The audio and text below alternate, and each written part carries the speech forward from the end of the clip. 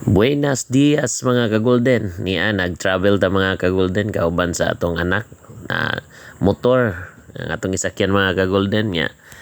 Sideline po ta og pang kuha og vlog video sa palibot mga kagolden.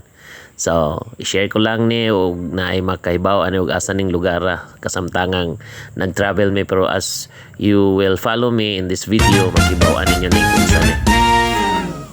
Mga kagolden, may dalikyat tag uli sa katigbian mga kagolden. Tanda ta sa ato ang mga ginikanan mga kagolden. Niya ta nag-agi sa Cortes kay medyo dili kayo traffic dire niya. Ang karsada po medyo dako-dako compared sa Corilla. Traffic po dito sa Corilla na mga repair sa karsada mga kagolden. So niya ta nagtungas ta dinhi aning Cortes sa tungason nga part. Makita na to ang Cortes Central Elementary School mga kagolden. Nara ang ilahang Gabaldon building. 100 years na ni mga kagolden yung Gabaldon nga building. Going to Town Plaza na ni mga kagolden. Makita na to ning Town Plaza nila niya. Ang sunod ni mga kagolden ang eskwelahan sa Holy Infant o kainang ilahang simbahan sa Cortes. Usa sa mga heritage churches sa Bohol, ang Santo Niño Parish. Unya, seconds away from the church mga kagolden, dito sa unahan, makita po nato ang ilahang municipal building mga kagolden. O ang luyo niya na ang provincial hospital nga kamulo pa pong trabaho mga kagolden. Nindot na yung mga kagolden kay ning expand na ang area sa atong provincial hospital, di na gyud na ma-congested.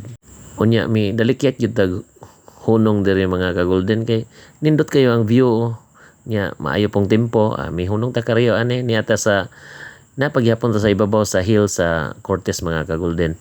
Niata luyo na to ang National Grid Corporation nga ilahang tower or ilahang poste sa ilahang sa Napocor man siguro po ni or sa NGCP ni. Katong dito makita na to sa ubos kanang gipadungan sa mga wire sa kuryente mga kagolden.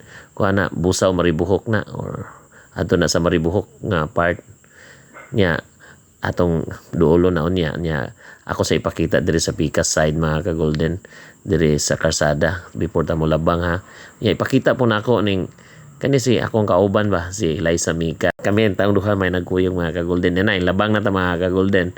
So makita na to dito nga adto dito sa Picas nga side padung ang wire adto sa maribuhok ni unya ubos ani ang suba sa Cortes mga kagolden. Di lang makita nato. So, thank you for watching mga kagolden.